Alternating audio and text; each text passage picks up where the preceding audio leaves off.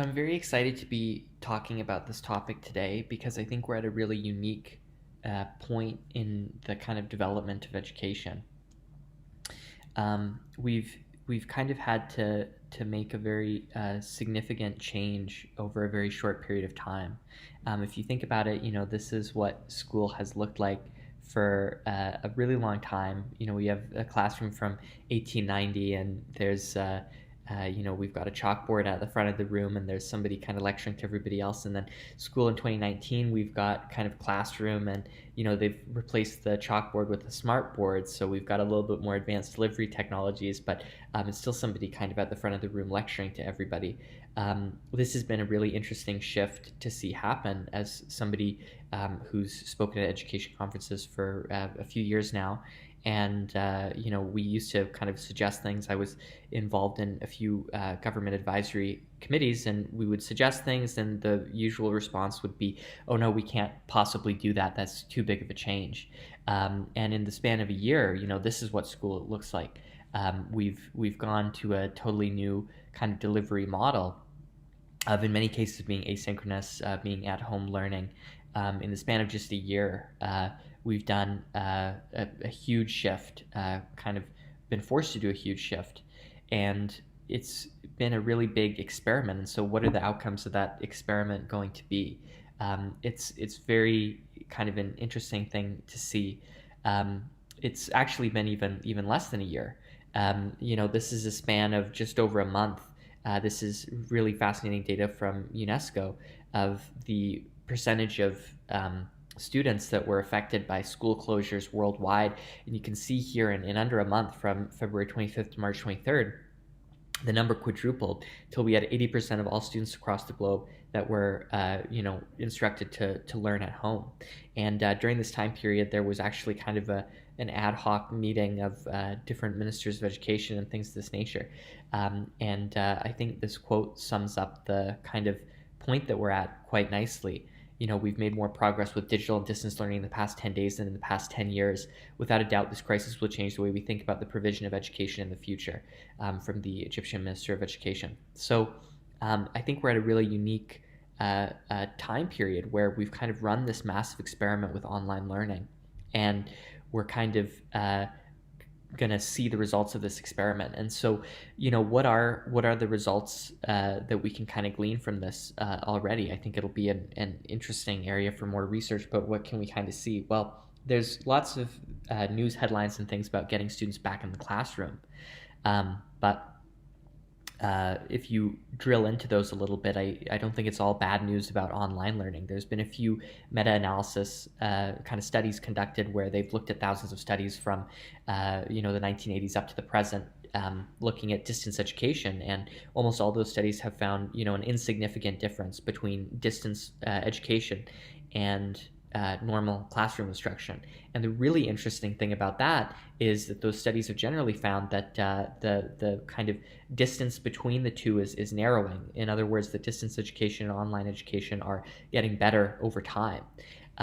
If we take a step kind of out of the kind of conventional education system and look at corporate education and training programs where distance education has been implemented, there's been some studies there, like IBM has a big kind of initiative to move all of their training to an online format.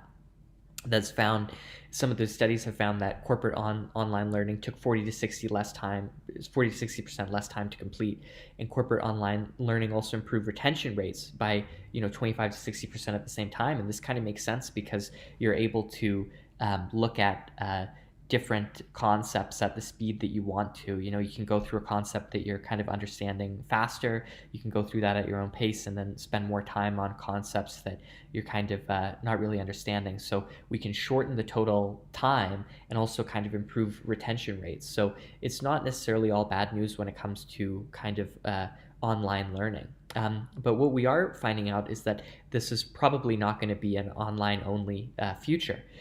There's been a few surveys conducted recently of thousands of students, particularly post-secondary students, and 73% of students, so three-quarters about, want some online classes. Majority want more online resources even when they're taking things in person, and only about 26% want only online classes. So students definitely do want to be back in person, but if you drill down beyond the kind of headlines saying that, they really want a blended approach.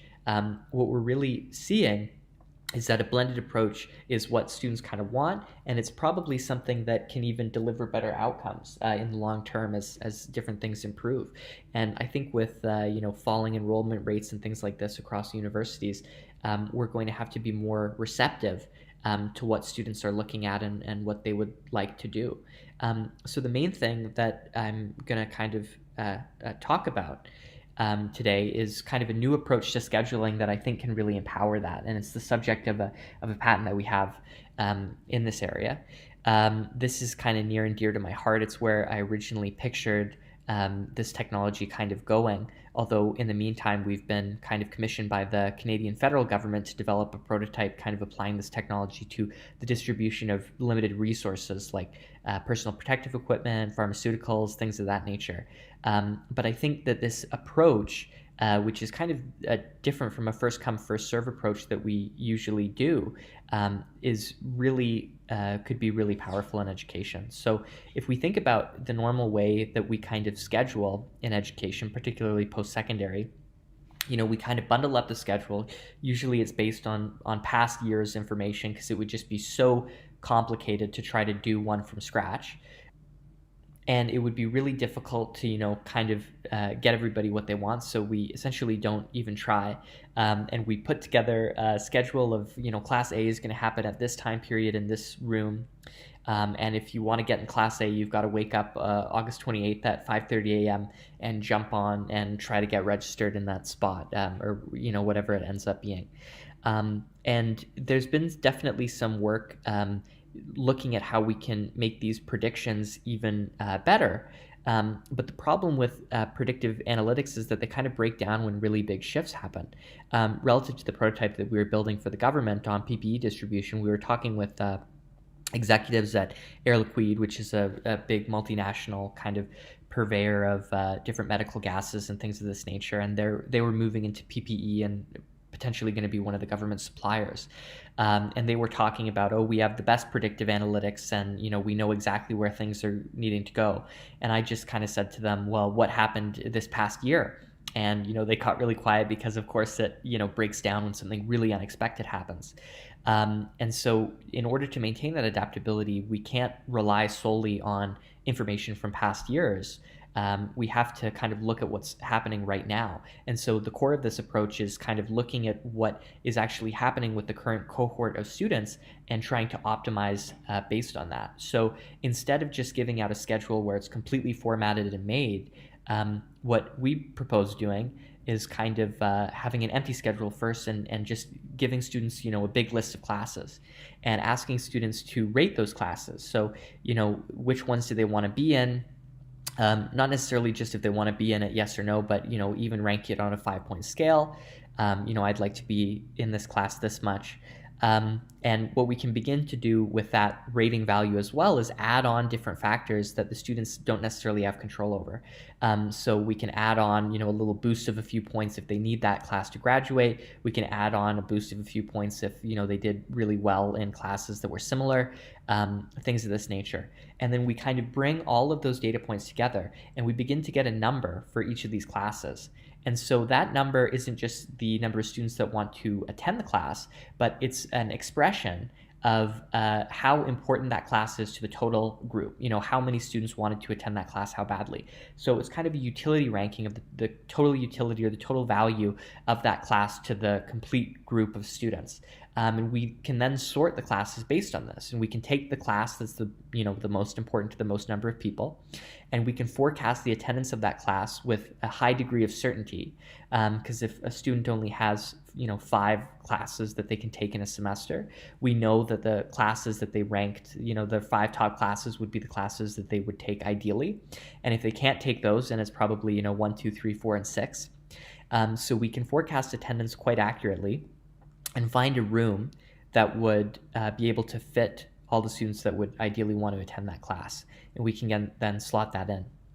And then we go back to the list and take the class that's the next most important to the total group, and we find a room that could fit for it, and we put it in, and then we kind of run a conflict check. But what if a conflict arises? So there's some students that want to be in both C and B simultaneously. Well, we can see here that really the rest of the timetable is still open, so we can just bump class B to another time slot where that conflict doesn't exist, and we can basically continue this process going back to the list of classes and pulling the next most important class until we get all the way to the end. And what happens with this approach is that we still might not have a completely ideal scenario. We still might have some classes where people want to be in spot F and B at the same time. But what we are doing is we're limiting those negative outcomes to the things that are going to happen the least frequently, to the classes that are the least important to the least number of people. And then we actually register students in the classes in a very similar way. So we take, now we look at, not the utility ranking, but the number of seats that there are in a class. And we look at all of the students, so students A, B, C, D, E, F, going on. And we see what students had ranked those classes and what other factors went into that. And we can take the student that is the most suited to that class and drop them in first, and then kind of continue on with that process. And so what's really interesting about this approach, kind of in the context of a blended learning program, is, before we could kind of minimize those negative outcomes of something where, F and B, somebody wanted to be in two places at once. But with the possibility of a blended model and with asynchronous education, we can potentially pull those away so that there's no conflicts. Those you decide that F and H are going to be held asynchronously, and all of a sudden students can access all of the classes that they wanted. And now this isn't something that we even need to pull away, the conflict classes, but we can begin to layer that in from the beginning. So that student rating, that ultimately the number per student, that can come from a series of factors: students' own ratings, past performance in online or in-person classes, their requirements to graduate, their preference for online classes, and we can begin to score each class on a separate kind of rating. Above a certain threshold, maybe that class goes, that's an ideal class to hold online if its online score is above a certain threshold based on all this information that we're aggregating from students. So it's a really simple way to kind of optimize what we're delivering online and to increase the total options that are available to students at the same time. One really interesting thing about this approach, which is very exciting, is if you notice, it's kind of based off of matching inputs and with other inputs. So we have a series of classes, and we're kind of matching that with times and rooms. And so, at a certain scale, we have a certain number of negative outcomes. But as we increase the scale, there's a greater chance that any one class is going to have its kind of best fit classroom or its best fit time. And so where usually things break down as they get more complex, and we would expect to have more issues, this actually would get more accurate as things get more complex and we kind of inflate the number of inputs that we have to work with, because there's a greater chance that for any one class, you're going to have the perfect size classroom, and the ideal time where you don't have conflicts. So as you can see, as we kind of increase the scale, we lower the chances of there being unideal outcomes. What's really interesting to think about is how this can kind of affect space utilization, capacity, and even the planning of physical buildings. The first thing is that this could really increase the use of the existing facilities that we have, which is a big deal when you think about the billions of people that are going to need to be educated over the next few decades. Conventionally, we're tracking the capacities of different rooms, and you walk through a school and it seems like it's full, because you look and there's a class going on in every classroom, but that classroom might be meant for 30 people and there's only 6 people there. I know I've been in classrooms like that, and so if you can move some of those smaller pockets online to be asynchronous, or you can move them to even kind of breakout rooms that kind of better fit that capacity of people, and you can do that reliably, you can increase the capacity of the school with the same kind of resources that you currently have. The other thing that's interesting is if you think about this, the variability in terms of the sizes of different spaces, how many students that they can hold, increases the different inputs that you have to work with. So it increases the chance that any any class is going to have a perfect match. So, if you're using something like this in the future, it could affect the way that you want your buildings designed with greater variability instead of just the kind of standard various classrooms. The other really interesting thing about this approach is, usually if you're trying to put together a schedule, you're essentially trying to do it all at once. So you're trying to integrate all of this information, and maybe you're using past years, but it's this big tangle of all these people trying to do it all at once. And what we can do with this to kind of speed up the process is, if you notice, there's kind of basically two processes going on. There's prioritization and then there's matching. And what this allows us to do is that prioritization could be partially complete, but we can still be making draft schedules using that matching function. So we can pull information of what is the highest ranking class right now, or with the information that we have available, and we can begin planning out certain sections of the schedule, matching certain sections of the schedule with that information. And really, we can speed up that process even further, because since there's multiple factors that are going into that prioritization, there's not just one prioritization happening. There's multiple pieces of information that are integrating into, make that student number, to make that class number, to then hand off to matching. So we see this as something that really increases the adaptability and resiliency of schedules. If you got into a situation where you had to move everything online, or 90% of classes online, and you were seeing what things needed to be in person, you could game that out really quickly, in an easier way and with a limited amount of information. And so, just to kind of close off, we were forced into this big challenge and this big experiment of kind of seeing how online education would work. But are we going to return to the same thing afterwards? Well, we probably are not going to go all online, and we're probably not going to go all in the classroom either. It's probably going to be an emerging blend of these two delivery approaches that integrate into one model. So, what are we going to see in 2023? It's probably a combination of these things in new ways that we're still thinking about now. And it's been really interesting to see how this experiment has played out. And we think that scheduling technology, and applying different technology in the context of scheduling these increased demands on blended learning, could really play a big part in empowering how we navigate this transition. So thank you so much.